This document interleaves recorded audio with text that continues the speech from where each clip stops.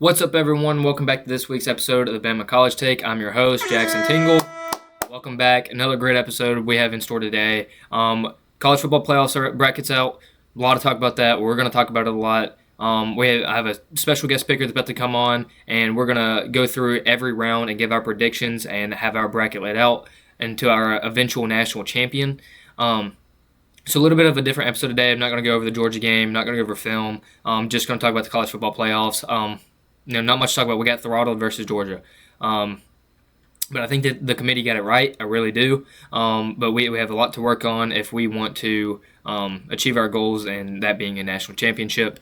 Other than that, the only other news I have to report on is Bray Hubbard, Caden Proctor, first team All-SEC, Ty Simpson, Deontay Lawson, second team SEC, and then Parker Brailsford, our starting center, has made the third team All-SEC team. So congratulations to those guys. Go ahead and clap it up for them. Let's give them a clap here. Give them a clap. Proud of those guys. They've been leaders all season. But our season's not done. Still a lot to play for. So hope we do that. But with that being said, let's go ahead and get into today's episode.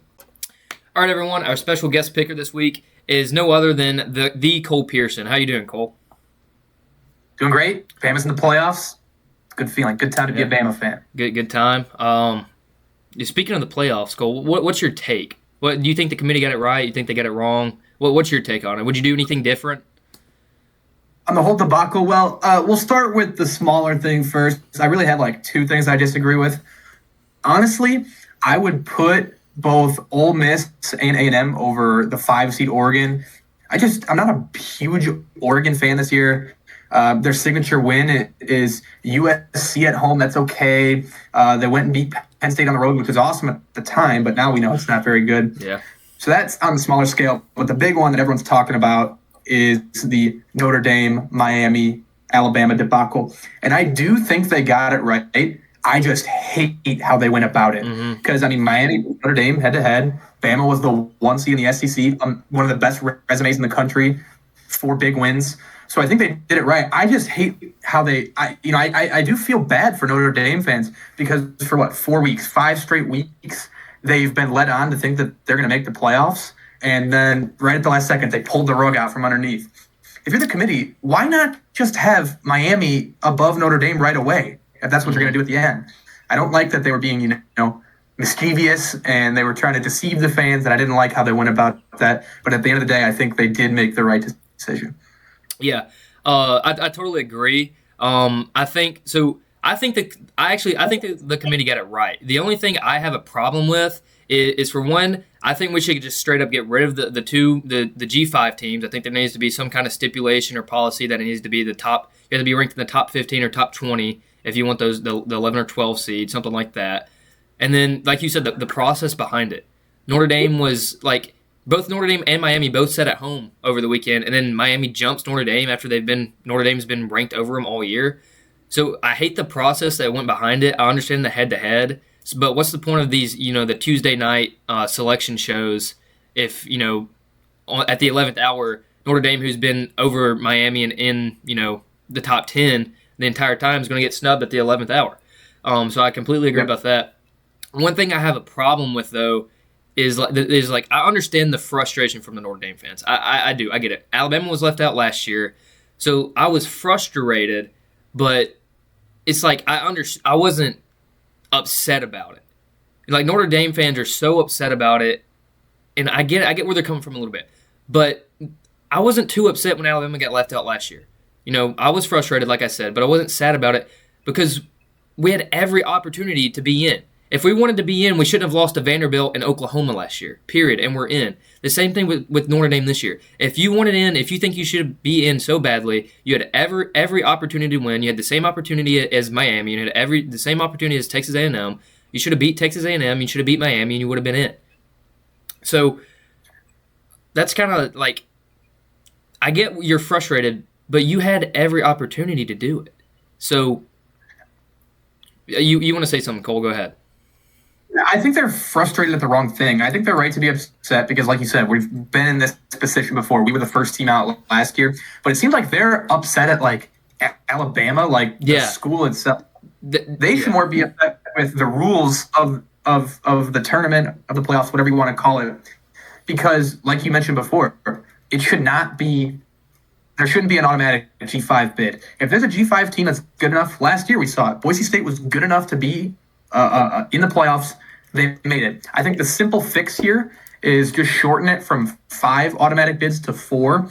Because if there is a funky season like this year where the ACC just sucks and their champion does not deserve to be in it, then a G5 team can slide in. Or if the G5 just has a straight up dog, if James Madison goes undefeated next year, they can make the playoffs straight up. So I think that's an easy fix because like you said, I do agree. Notre Dame lost their 2 really only tough games, but I do think that they are a good team, and I think that they could have made a splash in the playoffs. It just sucks that they were the one to get kind of screwed this year. Yeah, and that's the point I was about to get at. Is it kind of seems that I saw and read a bunch of things about how Notre Dame fans were saying, Alabama should have been left out. Notre Dame and Miami both should have got in. Alabama should have been the team that got snubbed. -3 rushing yards in the SEC championship. Well, that's all. That we played in the conference championship game. That's supposed to be a reward. You're not supposed to be punished for that. That's like you almost failing a class. You having a 66 or a 67 in your class, and the teacher giving you an extra credit assignment, and you failing the extra credit assignment, so that then the teacher fails you in the class. That's not how that's supposed to work. That would have caused a huge snowball effect almost with the conference championship games, and if they would have mattered or not. And really, I would be, if anyone should be upset, it honestly should be BYU fans. 2 losses, and it's both to Texas Tech, who won the Big 12. But it seems like Notre Dame fans are mad at Alabama that we got in when we lost our conference championship game. If you're so mad about it, join a conference and win that conference. If you think you should be in, if you want to be in so badly, you had every opportunity to be in. You can't, and I think it's finally caught up to them that they're not in a conference. They've been, last year especially, they've been reaping these rewards that all these other teams can't because they're independent. They make the playoffs and they get to keep all the money to themselves for making it. They don't have to give a portion to a conference. And it's kind of like that's caught up to them. And a bunch of, conference coaches have called that out. It's like, you can't have your cake and eat it too. It's like you can't be in the playoffs and then get all the profits from it and then, complain about not making it in the playoffs this year because you're, a bunch of teams played in a conference championship game and won, and the scenario just didn't work out for them because of these conference championship games. Join a conference. I think every other sport for Notre Dame's in the ACC. Their football is in a conference. And then also another thing is I really don't understand how Notre Dame's strength of schedule is so high. The Hunter Yurachek, I think that's his name, the committee chair, said that they looked at the strength of schedule, strength of record between Miami and Notre Dame, and they were both very similar. I think Notre Dame has the 13th ranked strength of schedule, and Miami had the 14th. I really don't get how Notre Dame's is so high because 7 of the 12 games they played this year, those teams had 4 losses or less. They played 2-10 Boston College, 3-10 Syracuse. Yeah. So that's what I don't understand. And so you're complaining about it. It's like, for one, join a conference, or 2, since you're independent, schedule games that will actually matter and help you instead of these 4-loss teams or 4-win teams. I'm sorry, but yeah. And then my take on this, Cole, I want to see what your thoughts on this. Well, kind of what I was thinking. The committee definitely probably will not do this. It's just a thought that I had. Is I think that you take the top 14 ranked teams straight up, just top 4, 1 through 14. The top 10 are in. They're in the bracket. They're in the playoffs. Yep. Say it again. You want to do a play-in, a wild card game type of thing? A play-in, kind of like they do with March Madness. So this year it would be BYU versus Vandy, Texas versus Notre Dame. Winner of those games get the 11 and 12 seed, and then just do away with the G5 teams. It's like Ole Miss is playing Tulane, and who they throttled 45-10 already in the regular season. Oregon and James Madison is the primetime game at 7:30 or whatever time it is, and Oregon's a 21.5 point favorite. It's like, come on, man. Yeah, I love that idea because, number one, it's not as far-fetched as you think because that's going to bring in money, ratings, all that stuff. And then no matter what, every single year, for the next 10 years and beyond, there's going to be conflict. The 2 or 3 teams that get screwed, they're going to complain every single year. And that's just something that we're going to have to accept. You're never going to make anyone happy. So that idea literally puts, all these hypothetical arguments that you're seeing on TV, on Twitter, on Instagram, puts it to the test. So then you really can't talk. If you lose your playing game and if you're on the bridge, you're gone. You're out of there. Yeah. So I really like that idea, and I can see it happening, honestly. Yeah. And another thing I think it would do is, like, a bunch of people were saying that Alabama wasn't really punished for losing the conference championship game, but really kind of in a way we were. Like, we were already so beat up. Our injury report was long as hell, and we had to play. Oklahoma's getting 3 weeks of rest. We're only getting 2, So it's like we're kind of getting punished in that way. We're getting less time to rest, less time to recover. If you make the format like that, it gives the teams that play in the conference championship game another week of rest. And the same thing with Georgia. Georgia won the SEC. Congratulations. Amazing accomplishment. But, they're getting the bye week, so I guess that kind of, factors that out, actually. But it would give a team like Alabama another week of rest when we're kind of being punished for having to play another week, a bonus game. So, but that's all I've got on it, Cole. Notre Dame fans just need to, I get the frustration. I get it, okay? I really do. But it's like, either do something about it. You had every opportunity to do it, and you didn't. So, should have beat Miami. At the end of the day, you should have beat Miami. And like I said last year, it is the same thing with Alabama. If we wanted in, I was frustrated we weren't in, but I wasn't, being a crybaby about it because we shouldn't have lost to Oklahoma and we shouldn't have lost to Vanderbilt. Point blank, period. So that's all I've got, Cole. Next, we're going to go ahead and give our takes, our predictions on the playoff bracket, who we think the winners are going to be of each round, and then eventually our national champion. I'd like to give a shout-out to our friend ChatGPT for making out this bracket. So without a further ado, let's get into that. All right, CP, here we go. We'll get the bracket pulled up here. I'm going to go ahead. I'm going to give my picks, my predictions for each round, and then my eventual national champion. And me and Cole are going to alternate through that way. First matchup here, it's the very first matchup on Friday night. It's not going to be a Saturday game. Is Bama OU rematch in Norman. Really, the question is going to be: does this game follow the script from the first time we played them? Because the script the first time was Alabama won everything except the turnover margin and the football game. So we held the ball for longer. We actually outrushed Oklahoma. We outrushed a football team in a football game. That was one of them. We outgained Oklahoma in every other aspect, and we had less penalties than Oklahoma. They won the turnover margin, and they scored off of all 3 turnovers, and that's why they won the football game. So turnovers are going to be the difference again in this game, I think. Brent Venables is a master, can put on a master class of a defensive performance. So he fooled Ty the first time. Can he do it again? Ty's a pretty smart quarterback, but so I think it's gonna be tough on Brent. But I think that's how they get it done, because they got it done the first time with that the pick six. We saw that, which kind of determined the game in my opinion.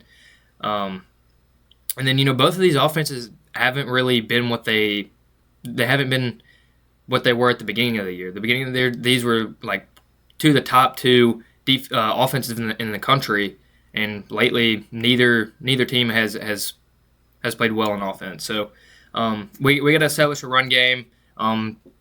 We didn't versus Georgia, obviously -3 rushing yards. If we can establish some type of run game that helps us play, pass the football, because we're a pass first team. But it's very easy to defend, play defense against a football team when all is they can throw the football. But I've got Alabama getting it done in Norman for the a revenge game. That's really all I've got. That one was pretty lengthy just because it was the Alabama game. But I've got Alabama on this one. Yeah, I got a couple stats that I found. I know it's been a small sample size. Kalen DeBoer's only in his second year, but when coming off of a loss, he's 5-0. He hasn't lost back-to-back games at Alabama yet. That's a good sign. We talked about this last week against us. Everyone was saying that it's hard to beat a team twice. We already beat Georgia. It's going to be very difficult to do it again. Mm-hmm. Now that sentiment kind of helps us. Yep. Oklahoma beat us. It's hard to beat a team twice. So they got to beat us now. for a second time. And overall, the reason why I have us winning this game is just because Oklahoma's offense does not impress me. Last week, they scored 17. The week before that, 17. Week before that, 23. Ever since Mateer had the injury, the offense hasn't been as explosive. Now, neither is ours. But again, I trust DeBoer to get the run game right. I trust that he does not lose back-to-back games. And I just believe in this team's talent. I just think we are way more talented than Oklahoma. And like you said, we beat them in a lot of the major statistics. We didn't take care of the football. I think that's going to be a big focus point. If we take care of the football, run the ball, not even well, just decent, I think we got a really good chance to win this game. I know sports books, we're either favored by 1.5 or we're maybe a 1.5 dog. It's really close. So the people think this is going to be a great game, as do I. But I do have Alabama winning on the road. Yeah, I agree. Neither of these offenses have been what they were earlier in the year. So, all right, next game here we're gonna go Oregon JMU. Give me Oregon in this one. Not really much to say. 21.5 point favorite, I believe. For some reason, it's the primetime game too. Just do away with the G5 teams in the playoff. I'm sorry. I love the Sun Belt Conference. Troy, JMU, App State, Marshall, on and on. Those are great teams for an NCAA rebuild. But not for a college football playoff. So I've got Oregon. Yeah, I do as well. Like you said, 21-point favorites. It's in Austin Stadium. It's going to get rowdy. They've never hosted a playoff game before, so it's going to be sick. I would say, out of these 4 first-round matchups, there's 2 really good ones and 2 blowouts, the JMU and the Tulane one. I think a lot of people might say that Tulane is the more feasible of the 2 upsets. I disagree. I'm going to go with James Madison just because this Oregon team doesn't really impress me. I don't think that they're really geared up for a long run. Obviously, it's 21-point favorites. It's not going to happen. But if it would happen, I think I could see James Madison winning more realistically than Tulane. But yeah, not going to be close. Yep. And then, like we said, it's kind of hard to beat a team twice. Ole Miss played Tulane earlier in the season and throttled them 45-10. So, it's hard to beat a team twice, but not when it's Ole Miss Tulane, So I agree. But next matchup here, we're going to go Miami A&M. This is going to be a great matchup right here. This is, I think, in my opinion, might be the best first-round matchup. A&M is an 11-1 football team with a lot of really good pieces on their roster. Marcel Reed's been playing great. He's been playing at a Heisman level. He's going to come back next year, he announced. He's got over 2,900 yards, 25 touchdowns this season. I don't think he has the best arm in the world, but when you have weapons around you like he does with Casey Concepcion and Mario Craver, he doesn't really need the best arm, and then he can get it done with his legs really good. So, and then on the defensive side of the ball for them, Des Ricks has been a lockdown corner all year for them, pretty much for the most part. So I've seen a lot of people say A&M has Casey Concepcion, Miami kind of counters that with Malachi Toney, but Miami doesn't have a Des Ricks, who transferred to A&M from Alabama, by the way. Just want to point that out. So Miami hasn't looked all that good recently. That's another team that kind of looked really good at the beginning of the year. And then as the season progressed, they kind of fell off a little bit. A&M's peaking at the perfect time besides that Texas game. Miami has been kind of fading. I've got A&M in this one. Give me the SEC.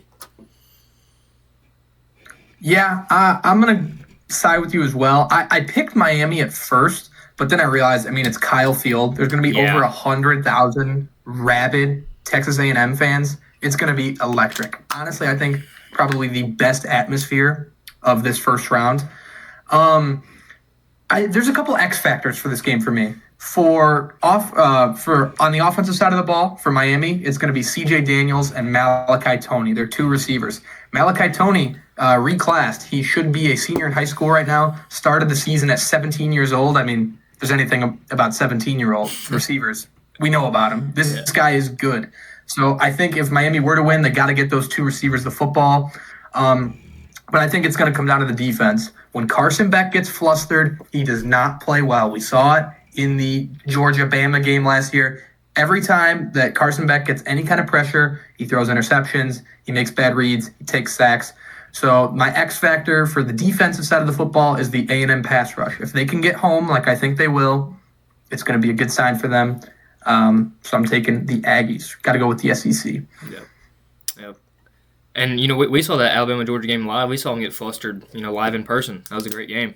And then I think also A&M's offensive line's got to hold up against Ruben Bain on the flip side for Miami. Yes. So, all right, next matchup here, Ole Miss Tulane. I've got Ole Miss. Like I said, this is a matchup. We've already seen this matchup in the regular season. Not sure why we're seeing it again now. I can't remember what weekend this one was played, but it was either Alabama played Louisiana Monroe or Eastern Illinois when Ole Miss played Tulane. I think so. I mean, just give me Ole Miss. They throttled them 45-10. I don't see. People were saying Lane Kiffin's.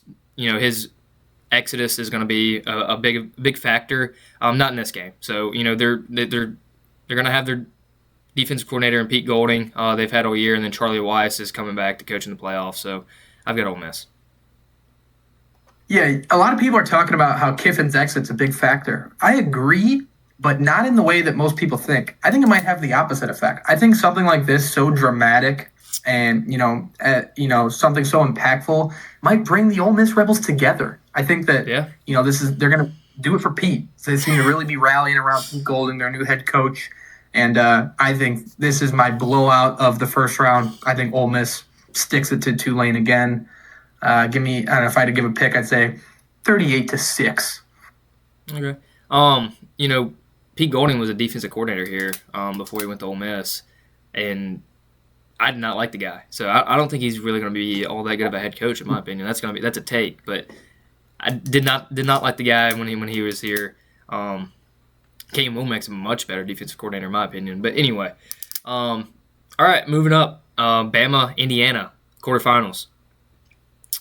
I've got Bama in this one. I'm not going to lie. I actually just skipped my bracket, but I've got Alabama. I think outside of Texas Tech, I think Indiana is the most beatable team in the top four. And, they beat Ohio State, but, it's 13-10. Ohio State kind of had an off game. So I like, in my opinion, my preference, I would much rather play Indiana than I would Ohio State or Georgia on the other side. And then Texas Tech in the Big 12 championship last weekend was their defense. They're flying the football. Their defense looks scary. So, I prefer this matchup. I've got Alabama over Indiana. Like I said, I just skipped my bracket, but I've got Alabama. And then honestly, Cole, just a quick question for you real quick.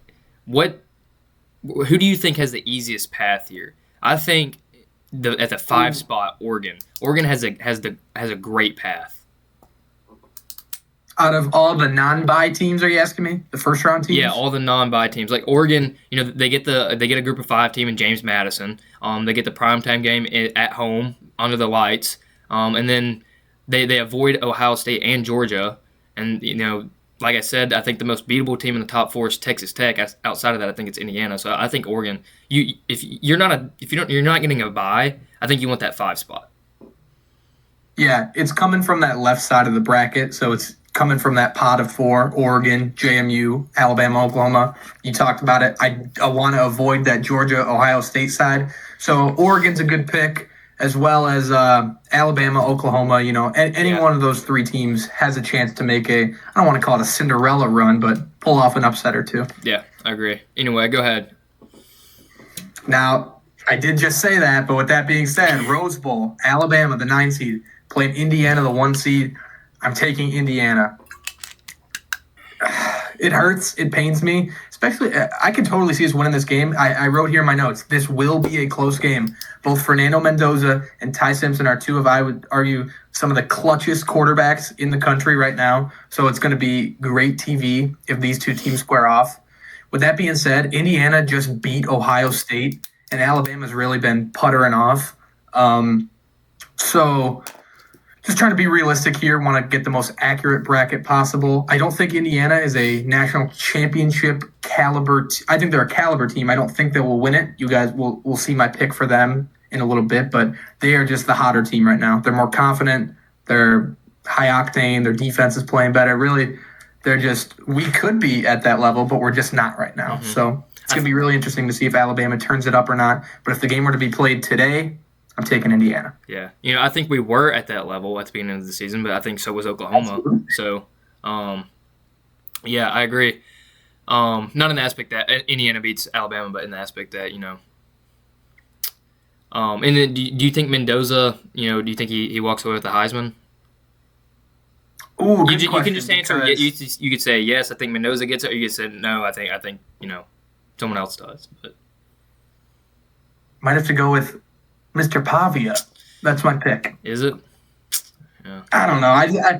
If you look at the numbers, they suck. If you look at historical Heisman's, you got your Bryce Youngs, your Caleb Williams, your Jaden Daniels. Their numbers blow this class out of the water. Like Mendoza doesn't even have 3,000 yards yet. Mm-mm. And he played an extra game. So none of the options are very attractive. If I had to pick, I'd go Pavia just because it's a fun story. Yeah. All right, moving on here. We got Oregon, Texas Tech. This is going to be another great matchup. Like I said, Texas Tech's defense looks really scary, flying the football. They have the deepest defensive line in the country, in my opinion. I'll say it again. I've said it about them all year. Every time we've talked about them on this podcast this season, I've said this. I'm going to say it again. Their defensive line, starters from last year are now three or four on their depth chart because they went into the portal, used that oil money, got some more guys in, and now their starters from last year are 3 or 4 in the depth chart, and they got other guys start at the 1 and 2 on the depth chart on the defensive line, and then I think they had the best front six in the country. That defensive line, and then the linebackers with Jacob Rodriguez.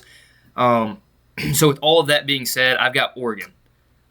Texas Tech has a really good defense, like I said, but so does Oregon. Oregon, they've got a really good defense, so I think it's going to come down to the offensive play here. And I think Oregon's offense is just too explosive, too high caliber for Texas Tech. Yes, they have a good defense. So does Oregon. I think Oregon's offense has much more capability of winning this game. So. I have the same matchup here in the Orange Bowl, Oregon and Texas Tech. I see a lot of similarities between Oregon and Alabama. I think their best football was being played in September, October, and they've kind of petered off recently. Let's look at Oregon's last couple games. I mean, a 12-point win against Washington. They beat Iowa by 2. They beat Wisconsin 21-7.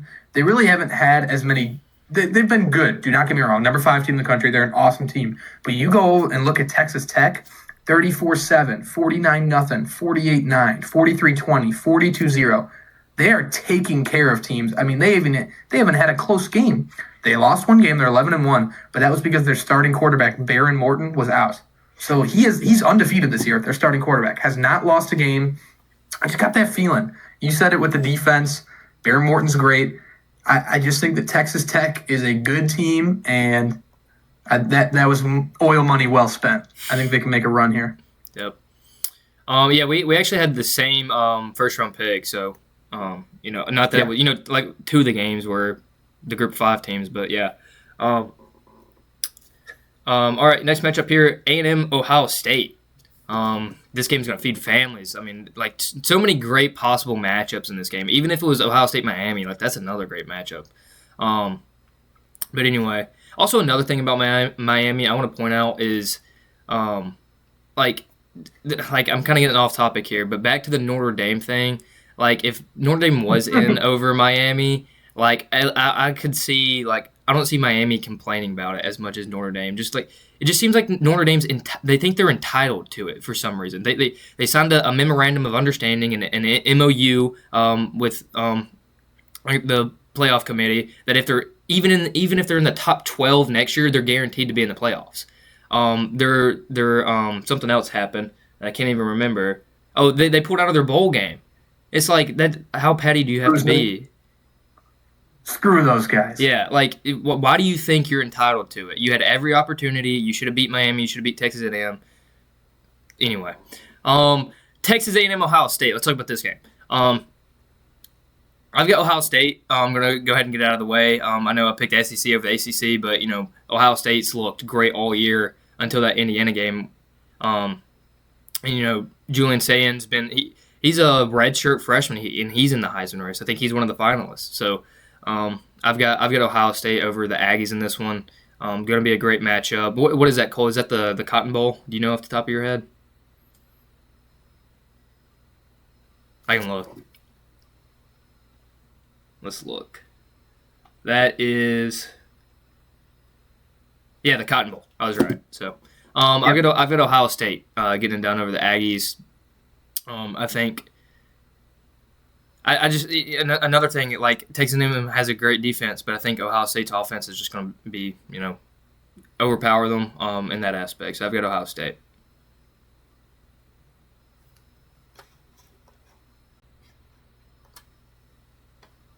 Yeah, I've got the Buckeyes too. Indiana pissed these guys off, and I cannot see the Buckeyes losing 2 games in a row. A&M's a great squad. I really respect their offense, but Ohio State's a whole nother beast. I mean, one of the most talented roster in the country.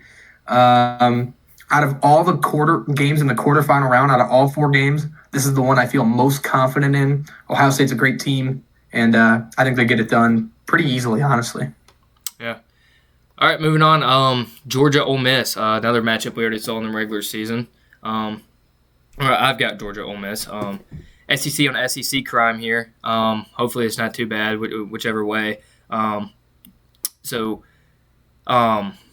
Just watching the Georgia play in the SEC championship game, that showed me they are a much different team than when we played them in the regular season. Their defense looks scary. Kirby Smart had an answer for everything. Their offense looked, they controlled the football. They handled the football well. They didn't turn the ball over. They controlled the time of possession. And so if Georgia can play against every other team like they did against us in the SEC championship, I think they can go a long way. So that's why I've got Georgia over Ole Miss in this one.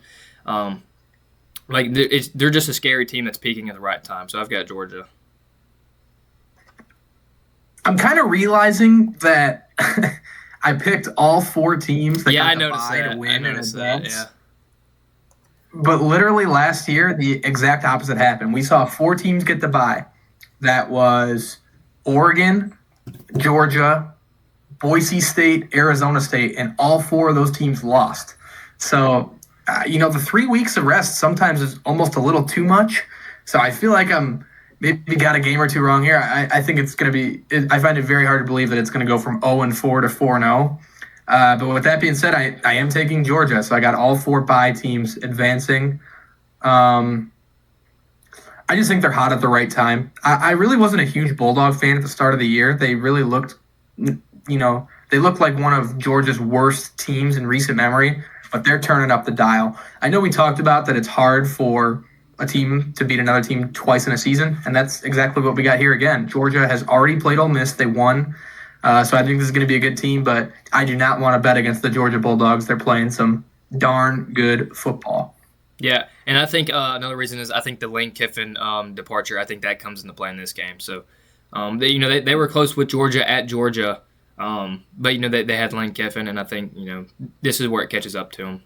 But yeah, I noticed that. I was going to ask you about that later. Yeah, I noticed you had all the top 4 seeds moving on. So, all right. So far, all right.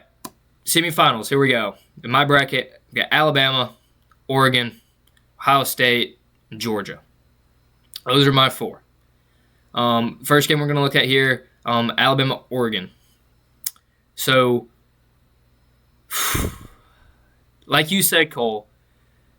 You just want the most accurate bracket possible, and that's what I'm going for also. It's not fun to say this at all, but I've got Oregon in this one. If this was the Alabama team we saw in the regular season earlier, I think it's a different story here. But it's not. And like I said, I think Oregon's just got the easiest path. If we take care of Indiana, like I said we do, I think that's this matchup favors Oregon. So I've got the Ducks moving on to the 2026 national championship. I'm a Dan Lanning guy too, so yeah. I don't want them to win, but if they were to advance the championship, I'm rooting for Oregon. I like those guys. I actually have the 2 opposite teams. I have Texas Tech and Indiana. I kind of alluded to it earlier. I have the number 4 seed, Texas Tech, dropping off Indiana in the Peach Bowl. Pretty much the same points as earlier. Texas Tech is a high-octane team. They haven't lost with Baron Morton. This is kind of my got that feeling pick here. Could totally be wrong. Big 12 teams typically haven't fared the best. Shout out TCU in 2022. Yeah, that didn't go too well. I'm hoping Texas Tech can redeem them here. I just think this defense and this quarterback are too good right now, and I think they pull off the upset against Indiana. Can you really see the Hoosiers making the national championship? Because I can't. No, yeah, and here's a question I just thought of, Cole. I don't know if you know it at all. I'm trying to think of the answer to it. Who was the last Big 12 team to win the national championship? Was it Texas in like 09 or whatever? Or not 09, like 05? When did they win it? 05? Because they were in the Big 12 then. I'll move on. Big 12 next. I'll move on while you're looking. Texas Longhorns. Say it again. 05. Texas 2005. Okay, yeah. So yeah, that's the most recent team in memory. And now that team's in the SEC. So, all right, here we go. So we had the completely different teams on the left side here in the semifinals. We get the exact same teams on the right side. We both got Ohio State, Georgia. This matchup's going to be insane, in my opinion. These teams have both played great all season. Georgia's only losses to us, Alabama. Ohio State's only losses to number 1 Indiana right now. Ever since the Texas game week 1, Ohio State's been number 1. They've looked great after in every other game after that until that Indiana game, like I said. But I can't pick. I've got Oregon already, right? An SEC team's gonna make it. An SEC team's gonna make it. And we saw this matchup in the semifinals, and then a couple years ago, I can't remember. That might have been the 2022 year, maybe, that we were talking about when TCU made it too. When Ohio State missed that field goal, Georgia beat them, moved on. I think it was that year. So Ohio State gets a chance to redeem themselves in this one. I don't think they do. I think, like I said, that Georgia team looks scary in that SEC championship game, and I think they're going to bring it to Ohio State. I've got Georgia. You got a Georgia-Oregon national championship? Georgia-Oregon, the Bulldogs and the Ducks. In all honesty, I think this is the quote-unquote national championship matchup. I think this is the two best teams in college football right now. Mm-hmm. It's going to be an awesome game. The Fiesta Bowl down there in Phoenix, Arizona. I'm taking the Buckeyes. This is so tough. It's like a flip of a coin, but yeah. I just think that just the better team. I think Ohio State is nasty, and I think I just can't see this team losing 2 games in a season. They got Downs, they got Reese, they got Sahan, Smith, and Carnell Tate on the outside. Their running back's name is Bo Jackson. I mean, that's awesome. This team is uber talented. I can't see them losing. What would that be? That'd be 2 games in a 3-game stretch. Georgia's a great squad. Could totally see them winning. But if I had to put money on it, if I had to throw $100 down, I'm taking the Buckeyes. Yeah, I agree. Like you said, it kind of just comes down to like a coin. Like when I was looking at why Georgia would beat Ohio State, I couldn't really find a reason, but I couldn't find a reason for Ohio State to beat Georgia. So it's really like a coin flip, like you said. And you think Ohio State's the better team. I just think Georgia's the better team. So you've got Ohio State, Texas Tech. I've got Oregon, Georgia.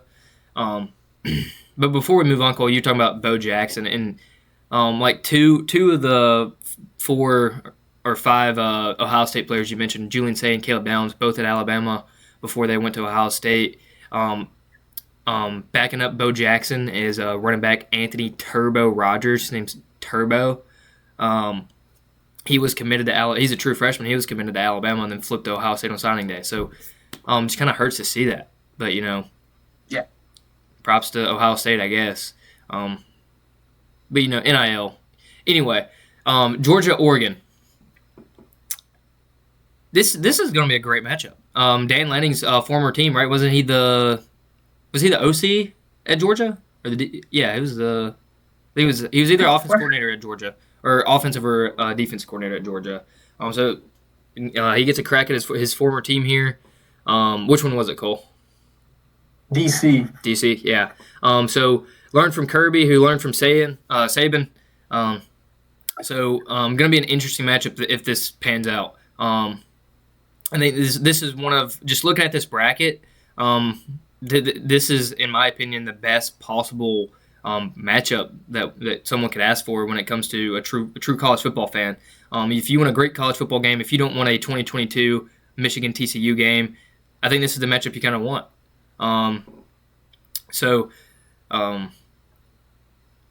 Dan Lanning gets a crack at his former team here. I think, Kirby's a master.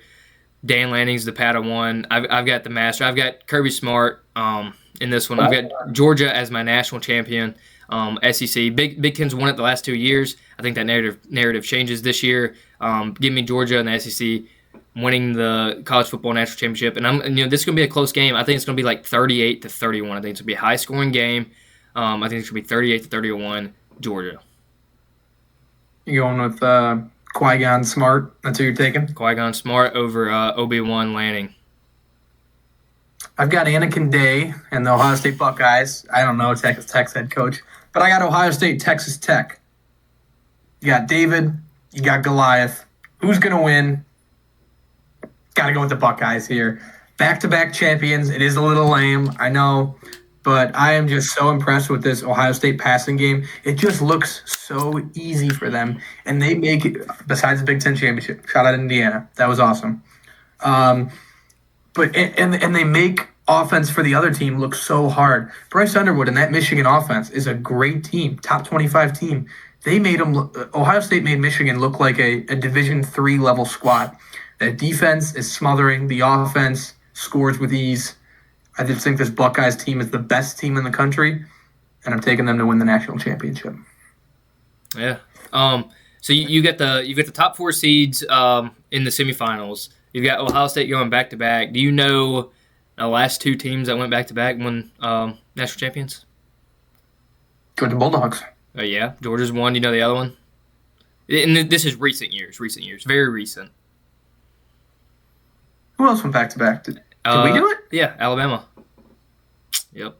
Oh, that was that the McCarron era? Might have been. I don't know. You might need to look up the years. No, I don't know off the top of my head. I just know it was us, and then Georgia did it in 21 and 22.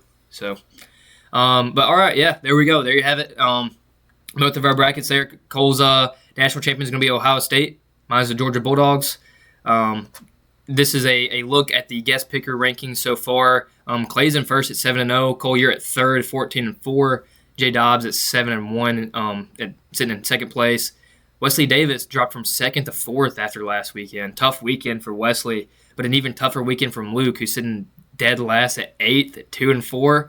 Myself at 5th at 26-19. Solomon Arnold's 4-3, and Emery Wagnon's 3-3. So, go ahead.